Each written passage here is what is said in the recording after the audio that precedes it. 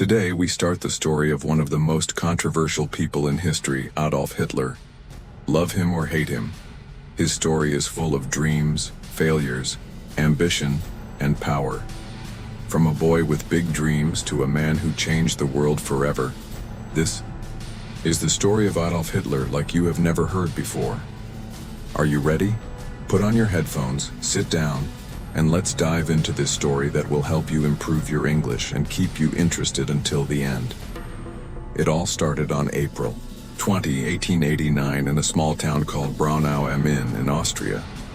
A boy was born to Alois and Clara Hitler. They named him Adolf.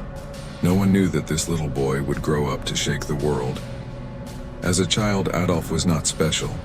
He loved to play outside, draw, and dream of a big future. But life was not perfect. His father, Alois, was very strict. Alois wanted Adolf to study hard and get a government job like him. But Adolf had a different dream. "I want to be an artist," he told his mother, Clara. She loved him deeply and supported his dream, but she could not change Alois's mind. Adolf's childhood was full of fights with his father. His father shouted, "Art is not a real job," and Adolf stayed quiet, hiding his tears. When he was 13, his father died suddenly. Some people thought Adolf would feel free, but losing his father left a hole in his heart. Adolf started missing school. He was a good student, but now he didn't care. Teachers said, "Adolf is smart, but he is lazy." All he wanted to do was draw. After finishing school, Adolf packed his bags and moved to Vienna, the capital of Austria. He was very excited. Vienna is the city of art.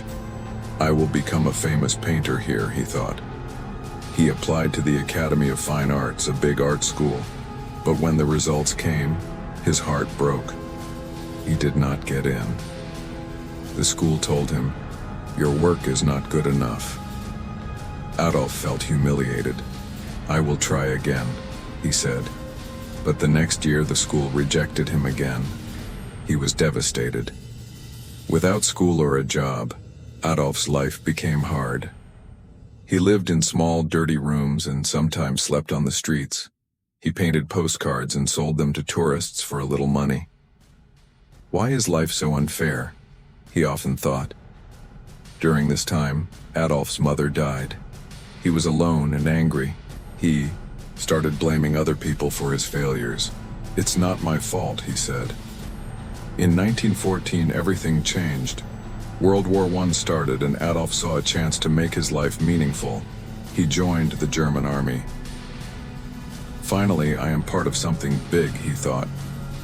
Adolf was brave in the war. He carried messages through dangerous battlefields and received 2 medals for his courage. But in 1918, Germany lost the war. Adolf was furious. "Our leaders betrayed us," he shouted. He felt that Germany needed a strong leader to bring it back to power. After the war, Adolf returned to Germany. The country was in chaos. People were poor and hungry, and many were angry about the end of the war. Adolf saw this as his opportunity. He joined a small political group called the German Workers' Party. Adolf was a powerful speaker. When he spoke, people listened. His words were full of anger, passion, and promises. "Germany will rise again," he said. Slowly, more and more people started following him. Adolf changed the name of the group to the National Socialist German Workers' Party, also known as the Nazi Party. He designed its symbol, a red flag with a black swastika. "This will become the most powerful symbol in the world," he said. His speeches became famous. Thousands of people came to hear him. They believed in his dream of a strong Germany. But Adolf's ideas were dangerous. He blamed certain groups of people for Germany's problems and wanted Germany to be only for Germans. After World War I, Germany was in big trouble. People had no jobs, food was expensive, and many families were hungry. The country had to pay a lot of money to other nations because it lost the war. Germans were angry and sad. Adolf Hitler saw this pain. He told the people, "It's not your fault. I know who to blame." His words gave hope to people but also made them angry at others. Slowly, Adolf became a popular name. Adolf worked hard to grow his party.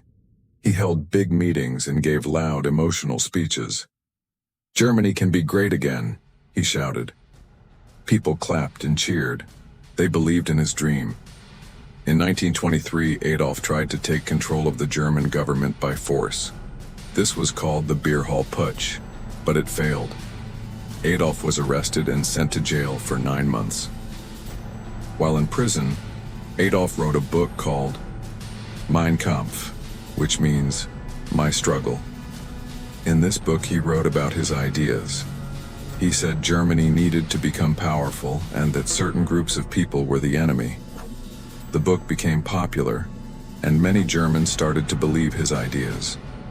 After leaving prison, Adolf worked even harder. The Nazi Party became stronger. In 1933, Adolf Hitler was chosen as the Chancellor of Germany, the main leader of the country. This was the beginning of a new chapter. Adolf promised jobs, a strong army, and a bright future. People trusted him, but they didn't know what he was planning next. As Chancellor, Adolf made many changes. He built roads, factories, and schools. More people got jobs and Germany started to look strong again. People were happy. They said, "Hitler is a hero." But behind this success, Adolf had dangerous plans. He controlled newspapers, radios, and schools. People were told, "You can only believe in Adolf Hitler." Those who didn't agree with him were punished or sent to prison. Adolf created a strong army called the SS and a youth group called the Hitler Youth. They trained to fight and spread Nazi ideas everywhere. In Germany, people saw the swastika flag. It became the symbol of Adolf's power. Adolf's speeches became even more powerful. He said, "Germany is the best. We will rule the world." Crowds cheered and shouted, "Heil Hitler!" In 1939, Adolf made his boldest move. He ordered his army to invade Poland. This started World War II. Adolf's dream was to control all of Europe and make Germany the most powerful country in the world. At first, Adolf's army won many battles. They were strong and well-trained. But as the war continued, things started to go wrong. Adolf had made many enemies. During the war, Adolf did something terrible. He wanted to remove all Jewish people and others he thought didn't belong in his vision of Germany. This was called the Holocaust, one of the darkest chapters in human history. Millions of innocent people were killed in camps. In 1944, Germany started losing the war. Adolf's enemies, like the United States, the Soviet Union, and Britain, were very strong. Bombs fell on German cities, and people who once called Adolf a hero began to lose hope. Adolf became paranoid. He didn't trust anyone and spent most of his time hiding in his bunker. In 1944, Adolf Hitler's dreams of ruling the world were falling apart. In early 1945, Adolf stayed in an underground bunker in Berlin. The bunker was cold and dark, but safe from bombs. Inside, Adolf spent his time planning, though there was little hope. He was not alone. His loyal followers were with him, including his girlfriend, Eva Braun. Eva had been by his side for many years. Outside the bunker, the sounds of guns grew louder every day. The Soviet army was close to Berlin. Leaders from other countries begged Adolf to surrender.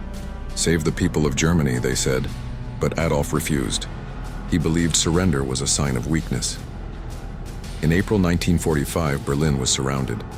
The Soviet army attacked the city from all sides. Buildings fell, fires burned, and people ran to save their lives. On April 29, 1945, Adolf made a surprising decision. He married Eva Braun in the bunker. It was a simple ceremony with only a few people. "You have always been by my side, Eva," Adolf said. Eva smiled, though she knew this was not a happy moment. After the wedding, Adolf and Eva spent hours talking about their lives. They knew the end was near. On April 30, 1945, Adolf made his final decision. He and Eva went to a small room. Moments later, they took their own lives. Adolf was 56 years old when Soviet soldiers reached the bunker. They found the bodies of Adolf and Eva. The war in Europe ended soon after when Germany surrendered on May 8, 1945. The people of Germany were left with nothing but ruins. Adolf's dream of making Germany powerful brought destruction and sadness. Millions of lives were lost because of his actions. After Adolf's death, the world worked to rebuild Germany. Germany became a peaceful country. People remembered the horrors of the Holocaust and World War II to make sure such events never happened again. Today, Adolf Hitler's name is a reminder of the dangers of hate, uncontrolled ambition, and the misuse of power. His story teaches us that every decision we make shapes our future. Adolf's choices led to pain and loss for millions of people. This reminds us that every action, no matter how small, matters. We must choose wisely and always think about how our decisions affect others. Kindness and unity are important. Hate and division only hurt people. The world is a better place when we come together, respect each other, and work for peace. Life is too short for anger and judgment. By being kind and understanding, we can create a future full of hope, not regret. So remember, choose love over hate, humility over pride, and unity over division.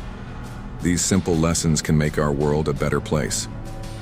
This was the story of Adolf Hitler, a man whose life changed the world forever. It is a story of dreams, power, and mistakes that led to tragedy. Remember, history is not just about the past. It teaches us how to build a better future. Thank you for listening. Don't forget to like, share, and subscribe to Mr. Val Green for more exciting stories that help you learn English while exploring history. See you in the next story.